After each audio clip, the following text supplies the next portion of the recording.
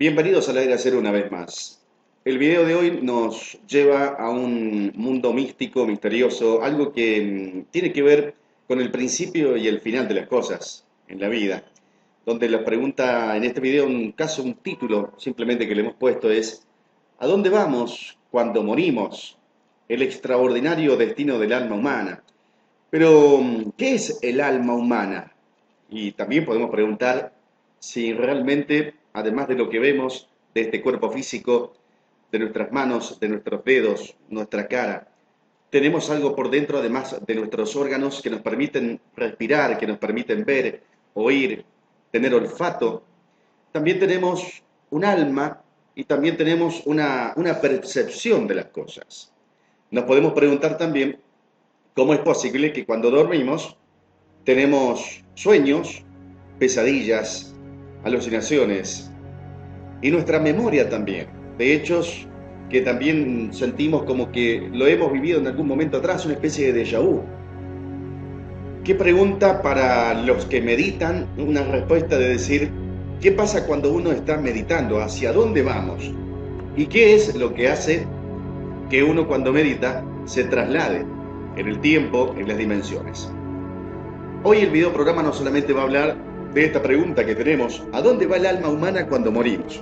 Sino que tenemos que entender también que en este caso, en este tema que hoy vamos a hablar aquí en la Era Cero, creería que, no sé si por primera vez, pero si no es la primera, es la segunda vez, la ciencia, que es lo que cree y analiza y da una conclusión de lo que es material, de lo que es partícula, de lo que es una suma coherente, tangible, a lo que es lo espiritual, lo abstracto, lo que no se puede comprobar, lo que no se puede medir. Entonces, en este caso, tenemos que entender que la ciencia, por un lado, tiene que coincidir o al menos en algo con la parte abstracta. La ciencia va a dar fe de lo que es tangible, de lo que se toca, de lo que se palpa, no de lo que no se puede comprobar. Pero han habido algunos casos de experimentos a personas que han estado internadas, han sido experimentos realmente delicados porque han estado en momentos donde una persona internada estaba esperando el deceso, la muerte, que en aquellos años no teníamos la cantidad de vacunas y remedios y posibilidades hoy de cura de enfermedades, que una tuberculosis cuando era detectada, cuando se declaraba una tuberculosis en aquel tiempo, prácticamente sentías, era una sentencia de muerte. Entonces, habían unos experimentos que delicadamente, por supuesto, era estar al lado del paciente con vida, que en cualquier momento, según diagnósticos, se cortaba, terminaba su vida terrenal, y después, claro, lógicamente, lo que quedaba, el cadáver. Acá el experimento era lo siguiente: corroborar si en vida, este paciente en vida, mantenía un peso, suponte un ejemplo, 72 kilos, pero que al momento de perder la vida, de fallecer, volvían a pesarlo, pesaba unos gramos menos, entre 21, entre 10 y 45 gramos menos. Uno dice, bueno, tiene que ver con las segregaciones, tiene que ver que cuando una persona fallece, los pulmones y el aire, tiene que ver también con la circulación, con la presión y demás. Pero sin embargo, estos científicos, que yo debajo de este video en la descripción están ustedes observando una foto y el nombre de estos científicos que han estado estudiando un caso en los Estados Unidos, por ejemplo, sobre el alma, que es algo que uno dice no lo podemos tocar, ver, pero sentimos y creemos que el alma está dentro de nuestro cuerpo. ¿Y en qué parte de nuestro cuerpo está? Y la pregunta que se hacían estos científicos es, ¿el alma tiene peso? Bueno, al parecer ellos creen que, por ejemplo, como Strauss, él piensa, él cree, él tenía una teoría sobre que minutos antes de que un paciente falleciera y a los segundos que este paciente había perdido la vida, entre 10 y 45 gramos bajaba este peso. Bueno, ellos creen que es el peso del alma, se les llamaban el alma pesa 21 gramos. Y la pregunta es, si están en lo cierto estos investigadores, todas las almas de todas las personas miden, pesan 21 gramos. Bueno, él cree y analiza, Strauss, estadounidense, que no todas las almas, no todas las personas pesan 21 gramos. Han habido casos, se hicieron 4 experimentos sobre esto que les cuento, que han pesado 10 gramos, en algún caso 21 gramos, 39 gramos, 45 gramos, que fue la más pesada. Es como que de acuerdo a el alma y el tiempo que ha llevado en su cuerpo humano, y de acuerdo a su estilo de vida y burbuja de un montón de cuestiones que encierran la parte espiritual de la persona, es el peso del alma. Él cree que el alma tiene peso, y él está convencido de esto, justamente. ¿Cómo se puede pesar algo que es abstracto? ¿Cómo se puede pesar algo que uno no lo puede ver ni tocar? La pregunta es esa. Simplemente es una cuestión de estudios que se basan en partículas y moléculas. La ciencia entra en esta parte donde las partículas, a través de electrones y a través de cargas positivas y negativas, pueden generar a través de átomos choques, y a través de estos choques mini partículas que se desprenden, y que empieza uno a entender que esas mini partículas pueden ser partículas indirectas o impartículas, científicamente explicado así, partículas e impartículas, donde explica que las partículas, en parte de la ciencia explica esto, son justamente las que llevan la realización, la parte material, lo que podemos tocar. Por ejemplo, todas las cosas que nosotros podemos tocar están realizadas justamente con materia, y que las materias también están a través de átomos y electrones, a través de cargas positivas y negativas. Nosotros los humanos también tenemos un sistema, por supuesto, en este sentido.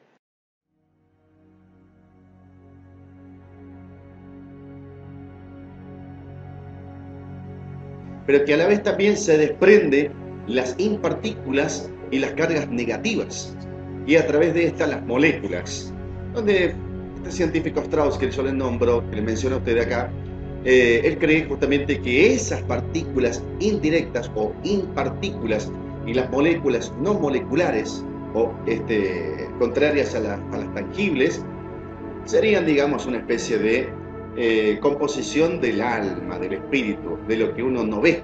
Simplemente es como una energía, como por ejemplo un rayo ultravioleta. Uno no lo ve, pero sin embargo hay elementos materiales que a través de ellos uno puede verlos, observarlos, como por ejemplo utilizado en sistemas de alarmas en los bancos, o por ejemplo el control remoto. Hay partículas que uno no las ve. Entonces él cree que en la parte humana tenemos en forma paralela una composición de partículas y moléculas con cargas positivas y negativas, pero también tenemos la otra parte, que son cargas negativas con impartículas y moléculas indirectas, que son las que no vemos, pero que jamás se pueden juntar, porque de juntarse estallarían, sería como juntar el agua y el aceite, y dejaría de existir no solamente la parte física de una persona, sino también la parte espiritual, el alma. Esto es un tema muy complejo que, por supuesto, yo se lo quiero resumir de acuerdo a lo que decían estos científicos. Pero si nos vamos a meter, de hecho, en lo que es la parte cuántica, en el principio era el verbo y todo estaba en tinieblas. El primer día dijo Dios, hágase la luz, y vio Dios que la luz era buena y la separó de las tinieblas. Llamó a la luz día y a la oscuridad noche. El segundo día separó las tierras de las aguas, el tercer hizo el firmamento, luego puso lumbreras en el cielo e hizo nacer vida en los mares. El sexto día creó al hombre y al séptimo siguiente día descansó.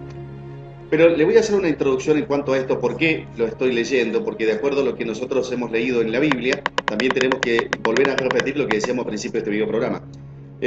Por primera vez se unen en una idea o coinciden la ciencia y lo bíblico, podríamos decir.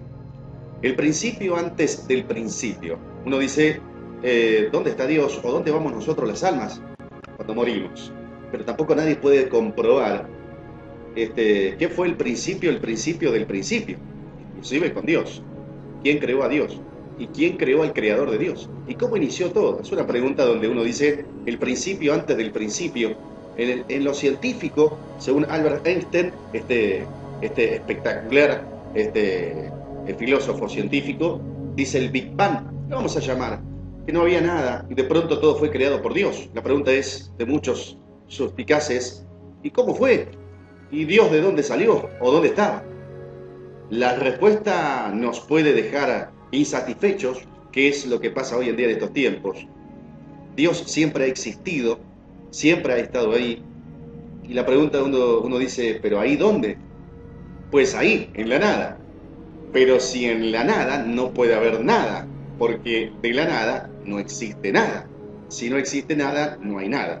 ¿Y cómo va a estar Dios ahí en la nada? Eso, hijo mío, es un misterio.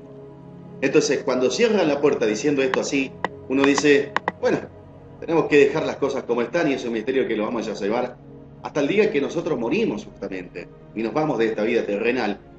Y ahí es donde entendemos. Uno dice, bueno, en esta vida terrenal no podemos saber cuál es el origen realmente.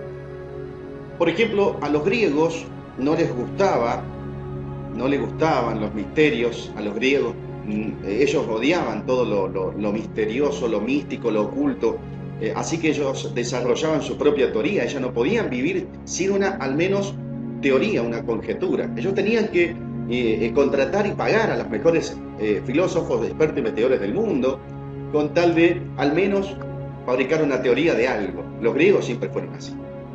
Y de la nada no puede salir nada, bastante lógico, ¿me entienden los griegos? Ellos te dicen, de la nada no puede salir nada. De modo que el mundo ha existido siempre, bastante ilógico. Esta explicación es una serpiente que se muerde la cola. Por un lado, todo debe tener un inicio, y ese inicio es Dios. Pero Él estuvo ahí siempre, por lo que ya no puede hablarse de principio. Pero en una parte de la Biblia, Dios dice, yo soy el principio y el final, yo soy el alfa y el omega. Si nos dejamos llevar por estas palabras, uno dice, bueno, Dios siempre ha existido y después de Él viene el principio y el final porque Él fue el causante, el creador del principio y Él será el determinante, el causante del final. Los griegos, cuando pagaban a científicos siglos más tarde, después de estas teorías, hicieron su aparición triunfal para darnos una respuesta que tampoco resuelve la incógnita. Ellos planteaban que hace 15.000 millones de años, 15.000 millones de años, el universo, que supuestamente es infinito, estaba contenido en un solo punto sin dimensiones que de pronto estalló y comenzó a expandirse, teoría que bautizaron como el famoso Big Bang. El universo hoy en día y desde siempre se expande de manera constante, lo que nos lleva a pensar que antes era más compacto y antes de eso todavía era más compacto aún.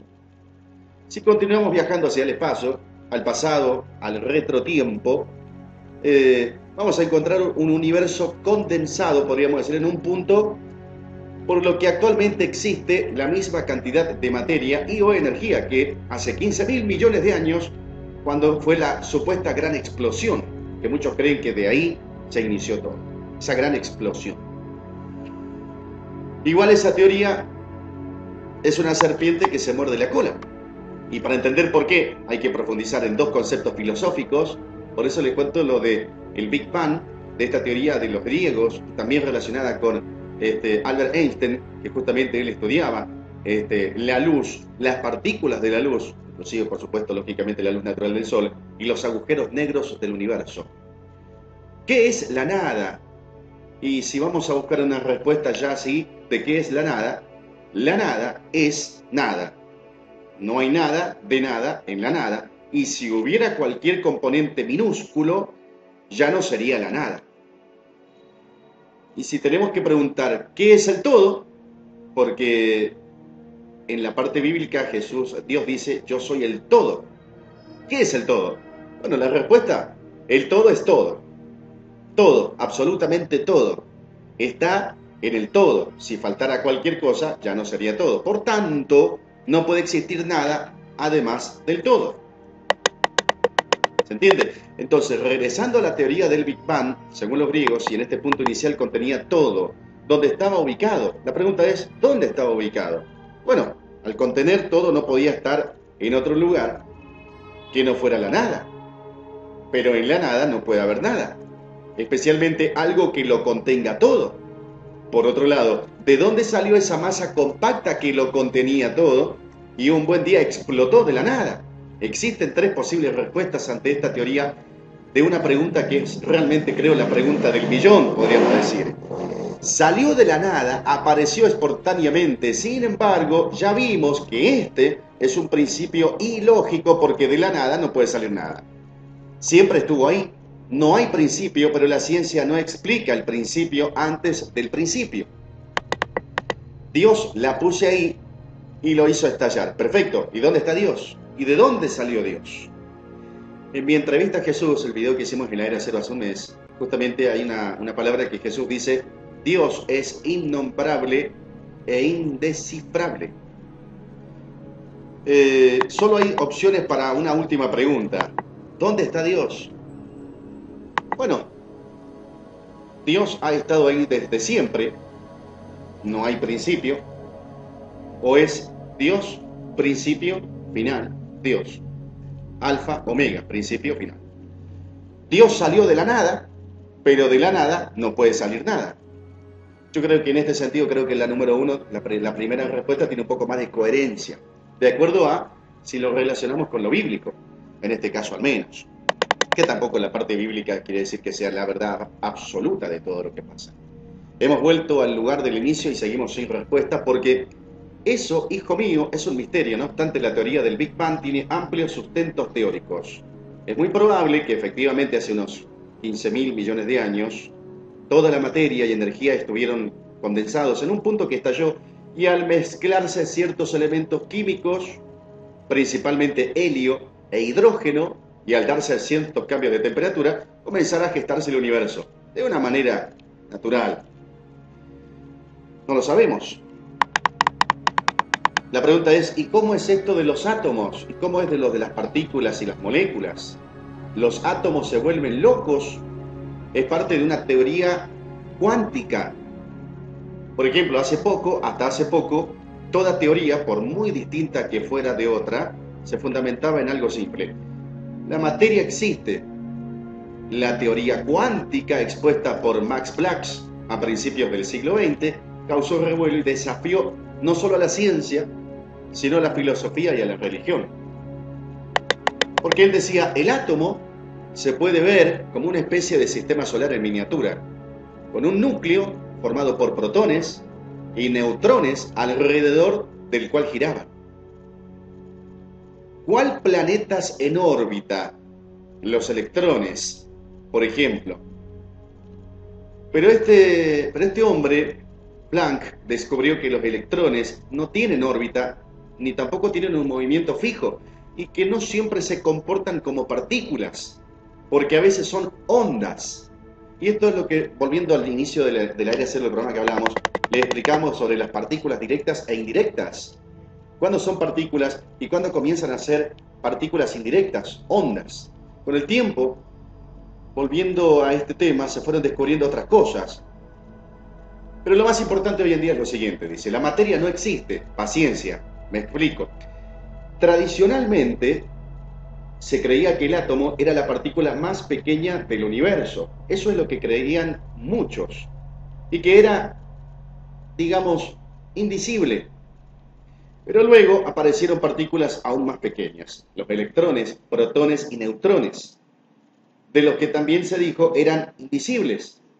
Hoy sabemos que esos componentes del átomo pueden dividirse en fragmentos que reciben el nombre de quarks, y al dividirse, lo que se obtiene es energía pura.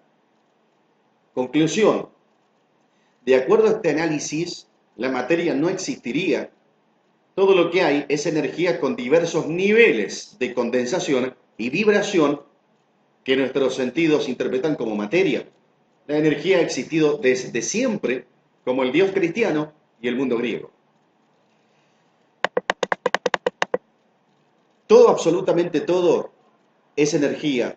Y nuestro mundo es una ilusión cuántica que captamos gracias a la velocidad de percepción de nuestros sentidos. Un ejemplo banal, por ejemplo, que es útil, es el cine. Vamos a un ejemplo muy práctico y algo cotidiano. El cine. La película Es un conjunto de 24 fotografías fijas proyectadas en un segundo. 24 fotografías fijas proyectadas en un segundo, pero como nuestra vista no es capaz de percibir a esa velocidad, lo apreciamos como movimiento. Lo mismo sucede con nuestra forma de percibir al mundo. La capacidad de percepción humana tiene ciertas características y se rige por ciertas leyes. Pero en realidad es energía pura. Y nos preguntamos sobre el origen del universo. Bajo este esquema, la conclusión sería que la energía ha existido siempre. Nuevamente nos encontramos sin un principio. El principio viene a causa de las energías. Nuestra mente es incapaz de comprender o siquiera concebir el concepto desde siempre. Pero no hay otra respuesta, porque la energía siempre ha estado ahí y solo se ha estado transformando con el paso de los años. Podríamos considerar el Big Bang como su última gran transformación de las tantas que ya ha tenido, y generaciones en el universo. El supuesto remoto fin de universo solo significaría una transformación más, no el aniquilamiento de la energía que es eterna. El Sol, por ejemplo, con energía propia. Y sobre las consecuencias filosófico-religiosas de esta teoría es mejor ni hablar, porque no acabaríamos nunca. Es muy extenso. Hay diferentes teorías y conjeturas y no coinciden, lógicamente. Solo dejo dos interrogantes para las mentes inquietas que han visto este video programa del Aire Cero. La primera pregunta es, si todo es energía en el universo y la energía es igual entre sí, ¿qué es el alma? ¿Dónde está? ¿Y en qué se diferencia del cuerpo? Si todo es energía, pregunta 2, si todo es energía y esta energía existe desde siempre y el mundo, el universo mismo y nosotros somos energía, ¿dónde está Dios? Y para terminar este video programa yo tenía que hacer esta introducción para entender, no podemos avanzar desde la mitad hacia un supuesto final si no entendemos de dónde venimos. Entonces, si este video programa habla de una pregunta simplemente como título que decimos el extraordinario destino del alma humana, o a dónde vamos cuando morimos, o la pregunta es ¿dónde está Dios? Bueno, nosotros podemos conjeturar y agregar una más de las tantas que existen en el mundo, pero que nadie tiene la verdad absoluta. Por eso nadie sabe la verdad absoluta, solamente Dios. Por eso también se dice nadie es perfecto, solamente Dios. Cuando uno dice la perfección y lo absoluto, el principio y el fin, alfa y omega, como arriba, como abajo, este, oeste, dos en uno, uno dice, bueno, Dios es el principio del principio. Y el principio del principio es la energía que a través de un Espíritu Santo, nos dice, impulsado, se creó con amor el universo. Pero esta es una cuestión religiosa, espiritual, no se puede comprobar. La ciencia no puede investigar esto y comprobarlo, porque es incomprobable. Pero sí nos dejamos basar. Y la pregunta para terminar este video programa es, ¿dónde está Dios realmente? Se dice que hay dos dimensiones terrenales en este planeta. Nosotros, los seres humanos, estamos en dos dimensiones permanentemente, estamos en dos vidas en una. Dos en una, donde uno dice el alma y el espíritu dentro de un cuerpo físico que nos lleva a donde nosotros queremos, que nos tenemos que cuidar, alimentar, pero que uno pregunta, uno come, es carnívoro, herbívoro, uno se lava, si se lastima sangra, si se rompe una manguera de un carburador va a perder nafta, si nosotros nos cortamos una vena vamos a perder sangre. Pero ¿cómo explicamos las percepciones, los sentidos, las alucinaciones, los sueños? ¿Cómo lo explicamos esto? ¿Cómo explicamos lo que sentimos? ¿Cómo es esto? ¿Cuál es el órgano en sí? Hay un órgano que en lo material, y es aquí donde se puede unir, es la única manera que uno dice lo material y lo espiritual, lo sensible con lo tangible, es el riñón del cuerpo humano. Cuando una persona, por ejemplo, se asusta mucho, se sabe orinar. Cuando esto sucede, uno está hablando del riñón. Entonces dice que el órgano en el cuerpo humano que es sensible en lo espiritual es justamente el riñón en ese sentido. Bueno, se dicen muchas cosas. Acá hay algo básico y es la glándula pineal. La pregunta es, ¿qué es la glándula pineal? Se dice que ahí, en esa glándula pineal, está el alma de la persona. Una glándula pineal que está ubicada justamente detrás de la nuca, justamente detrás de la nuca,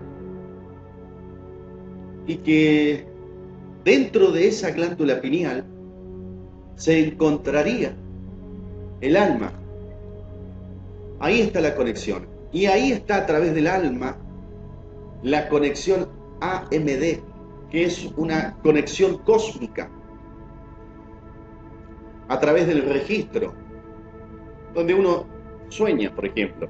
Los sueños que uno tiene es ir a la caja de registros, a un pasado, a un futuro, en una vida paralela, justamente, como bien decíamos. Porque uno dice, estas cosas no son de la vida terrenal, por eso uno dice que uno sueña cosas que son infantiles, que son fantasías, pero que sí son posibles, ¿por qué no?, en otra vida paralela, porque es lo que nosotros permanentemente fabricamos, y se va alucinando una idea. Esa glándula pineal, y les voy a decir este dato que es revelante, porque estos científicos creen, que yo les mencionaba al principio, sobre todo Strauss, este estadounidense, que estudió en la Universidad de Stanford, él cree, tiene la teoría, que, por ejemplo, cuando estamos en la panza, cuando venimos en el primer periodo de gestación, a los 45 días de ya estar en la panza, el embrión, lo primero que aparece en esos 45 días es la glándula pineal. Se dice que cuando una persona ha fallecido, el espíritu, el alma de esa persona fallecida, está girando en torno a la cabeza, porque es ahí en esa zona donde está la glándula pineal.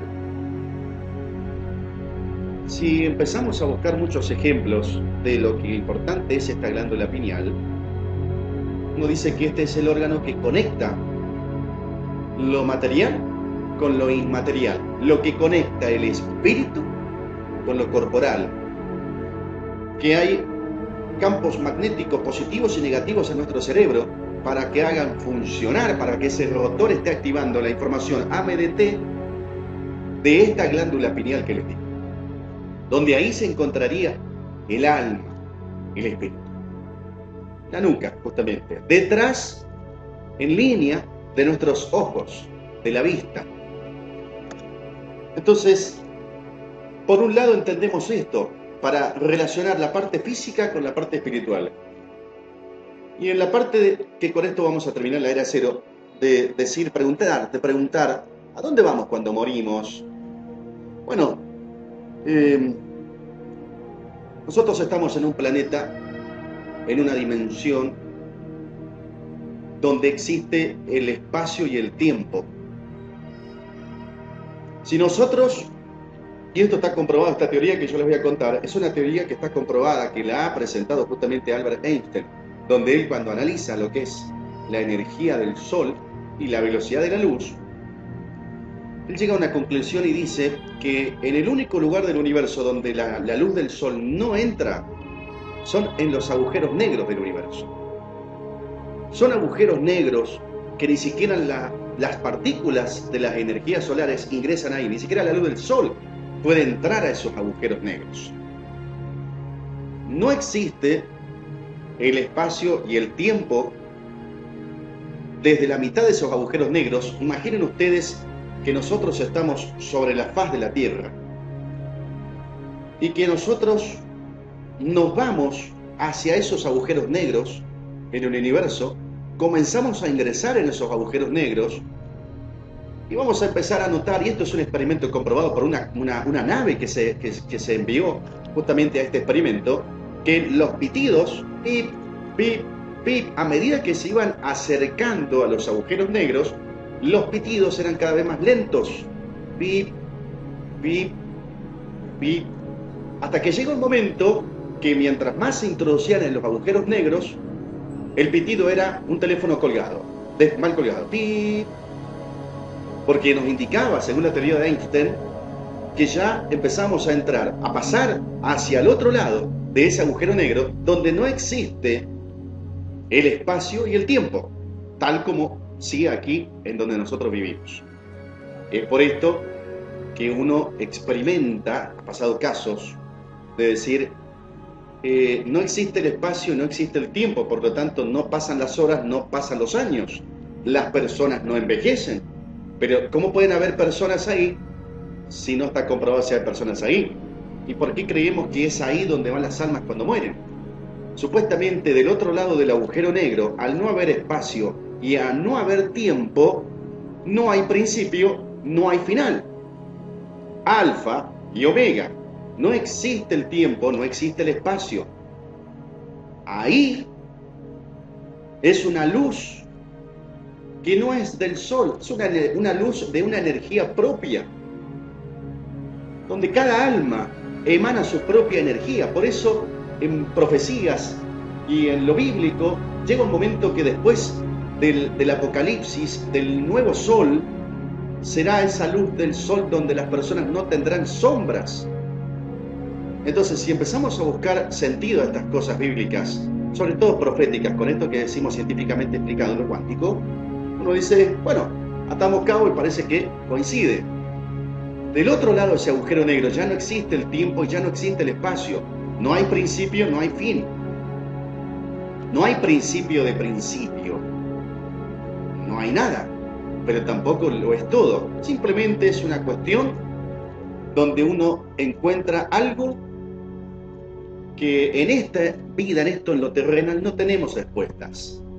Si esta teoría es así, del otro lado de ese agujero negro se encontraría Dios.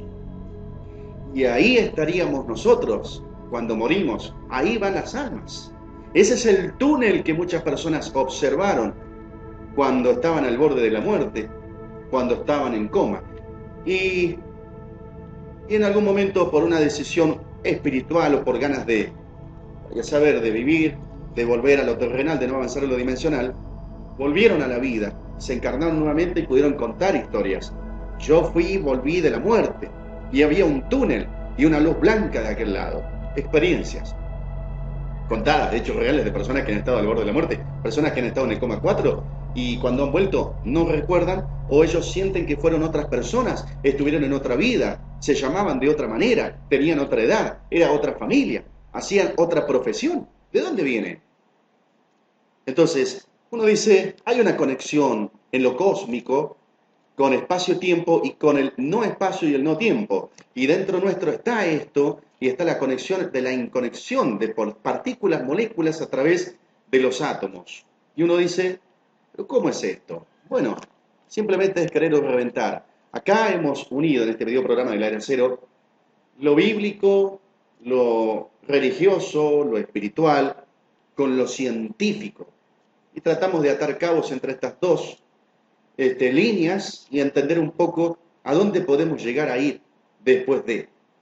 Lo vamos a dejar aquí, este video programa de Aire Cero, espero que lo hayan entendido un poco. Tratamos de explicárselo lo que más pudimos aquí en este espacio de YouTube. Vamos a volver en cualquier otro momento con más videos de este espacio de la Era Cero. Sin más, que tengan una excelente jornada y gracias por observarnos en cada uno de los videos. Volveremos muy pronto con más curiosidades aquí en la Era Cero. Hasta la próxima.